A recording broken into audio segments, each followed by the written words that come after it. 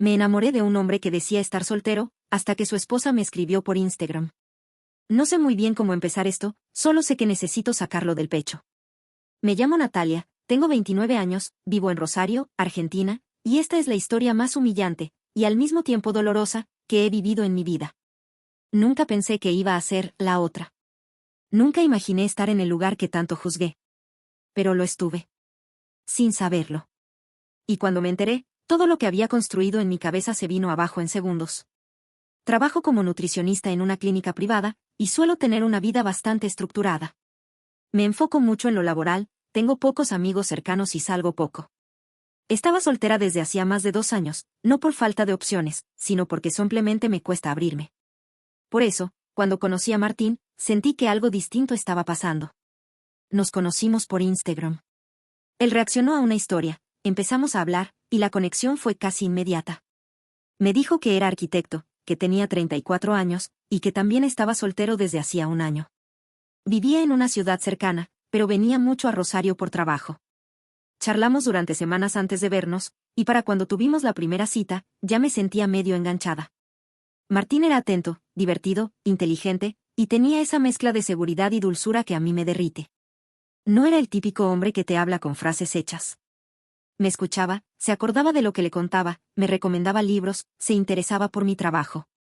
Parecía genuino. Me hacía sentir vista. Yo pensaba, ¿cómo alguien así está soltero? Pero la respuesta vino después. Y me destrozó. Tuvimos una relación intensa durante casi 4 meses. Nos veíamos 1 o 2 veces por semana, siempre en su departamento cuando se quedaba en Rosario, o en algún hotel boutique. Jamás en su ciudad. Siempre tenía excusas, que estaba con una reforma, que vivía solo, que no tenía muebles todavía. Y yo, le creía. Porque cuando querés a alguien, buscas razones para confiar. Hasta que un día, la realidad me golpeó de frente. Una noche cualquiera, revisé mis mensajes privados en Instagram y vi uno que me congeló la sangre. Era de una mujer, con un perfil cerrado, sin foto. Decía, hola, soy la esposa de Martín. Te escribo porque quiero que sepas quién es realmente el hombre con el que está saliendo. Y ahí, todo cambió. Me quedé paralizada leyendo ese mensaje. Lo volví a leer 3, 4, 5 veces, esperando que hubiera algún error. La esposa de Martín. Esas palabras me taladraban la cabeza. Me temblaban las manos. Mi primer impulso fue pensar que se trataba de alguna ex loca, alguien celosa, alguien que había malinterpretado algo. Pero en el fondo, mi intuición ya sabía la verdad. La había estado ignorando durante meses. Respiré hondo y le respondí con algo simple, ¿podés explicarme esto, por favor? No entiendo nada. Pasaron unos minutos eternos. Pensé que tal vez no contestaría. Pero lo hizo. Me mandó una foto. Una imagen borrosa, claramente sacada a escondidas, de Martín durmiendo en una cama. A su lado, en la mesa de noche, una taza con el logo de un estudio de arquitectura, el mismo del que él me hablaba. Luego me mandó otra, una selfie de ellos dos, abrazados, en la playa. La fecha en la esquina inferior era de hacía solo 2 semanas. Me quedé sin aire. Literalmente. Me tapé la boca con la mano y empecé a llorar en silencio. No porque lo amara como en una novela, pero porque me sentí usada, estúpida, engañada. Porque había confiado. Porque me había permitido ilusionarme con alguien que, en realidad, nunca estuvo disponible. Nunca fue mío. La mujer me siguió escribiendo. Se llama Carla, tiene 36 años, y lleva más de 7 años casada con Martín. Viven juntos en San Nicolás, tienen una hija de 5 años, y por supuesto, él nunca dejó la casa. Nunca se separó. Todo lo que me contó era una mentira cuidadosamente construida. Los viajes, por trabajo, los fines de semana, ocupado, los mensajes que a veces tardaban horas en llegar, todo tenía sentido ahora. Le pregunté cómo me había encontrado. Me dijo que sospechaba desde hacía meses. Que Martín venía actuando raro, distante, que se escondía para contestar el celular. Una noche, mientras él dormía, le revisó el teléfono. No encontró conversaciones, pero sí vio mi nombre en sus búsquedas de Instagram y algunas fotos que le había mandado. No explícitas, pero sí íntimas. Ella me buscó. Y esperó el momento para escribirme. Me pidió que no le contestara más a él. Que no le dijera que ella me había contactado. Quería ver hasta dónde llegaba su mentira. Yo le prometí que no diría nada, pero dentro de mí se empezaba a armar un huracán. Porque sí, fui engañada. Pero también me sentía cómplice de algo horrible, aunque sin saberlo.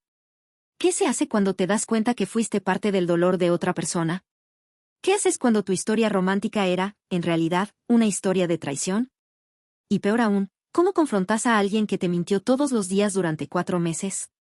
Esa noche no dormí. Me senté en el sillón con la luz apagada, el teléfono en la mano, repasando mentalmente cada conversación, cada encuentro, cada palabra que Martín me había dicho. Todo se empezaba a ver diferente. Donde antes había detalles dulces, ahora veía coartadas. Donde antes había ternura, ahora notaba manipulación.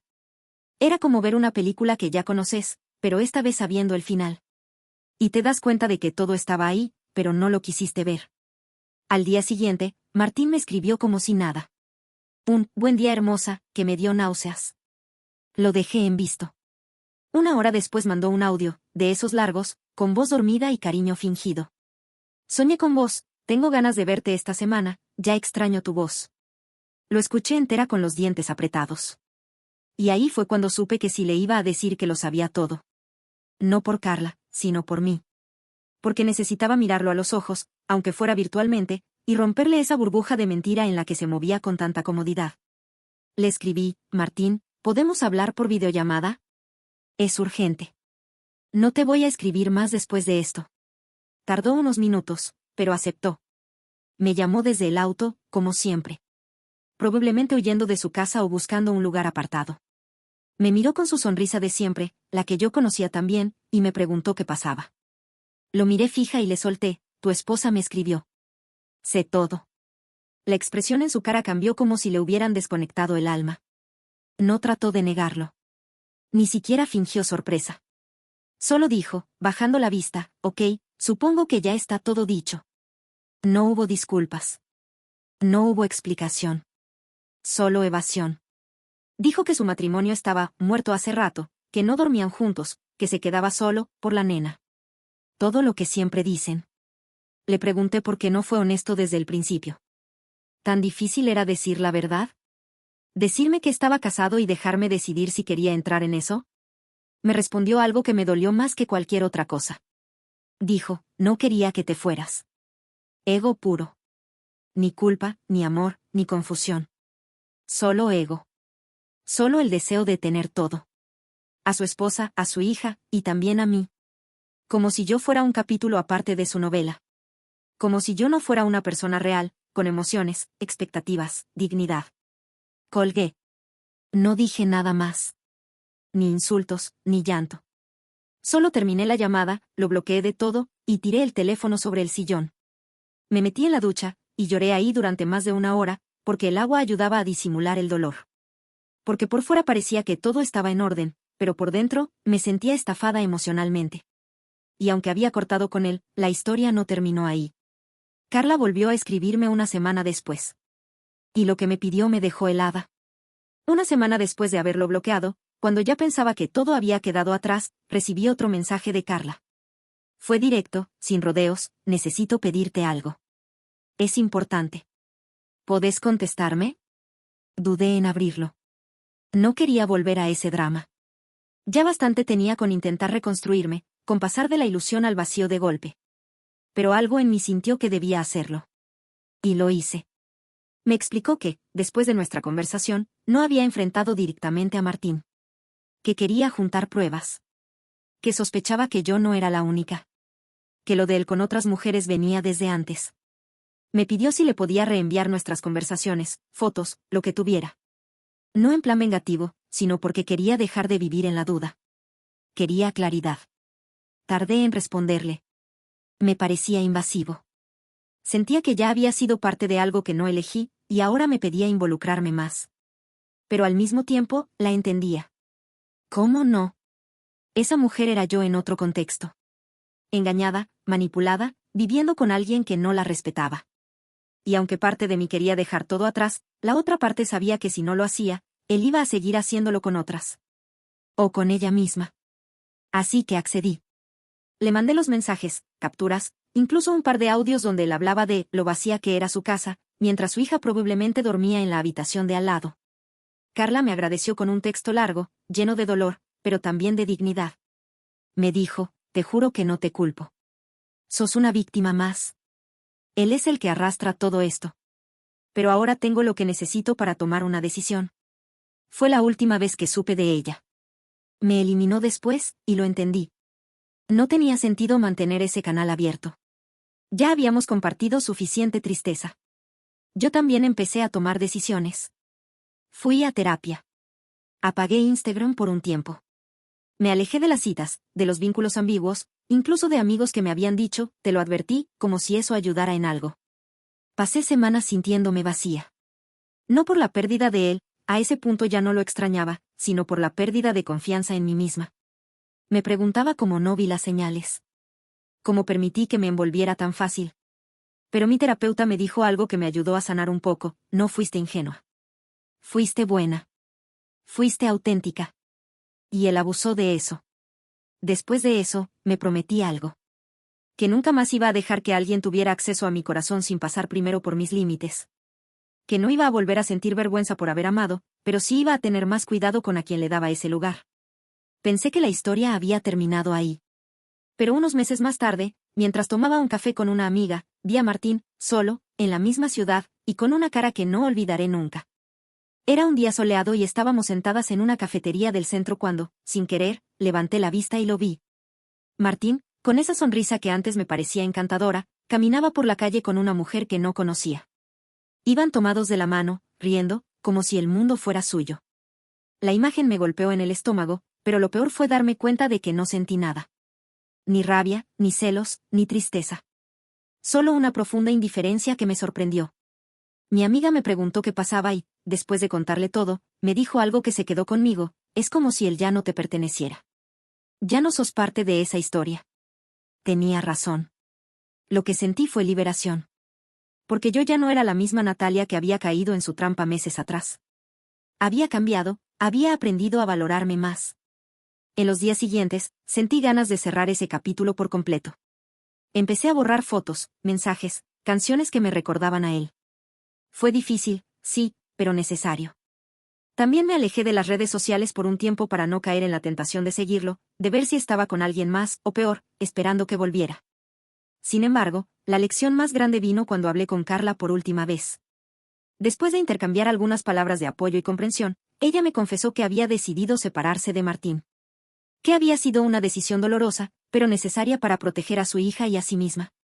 Me agradeció por haberle ayudado a entender la verdad, y por no haberme quedado callada. Eso me dio paz. Porque en medio de todo el dolor y la traición, había dos mujeres que, sin conocerse, habían encontrado una forma de ayudarse mutuamente.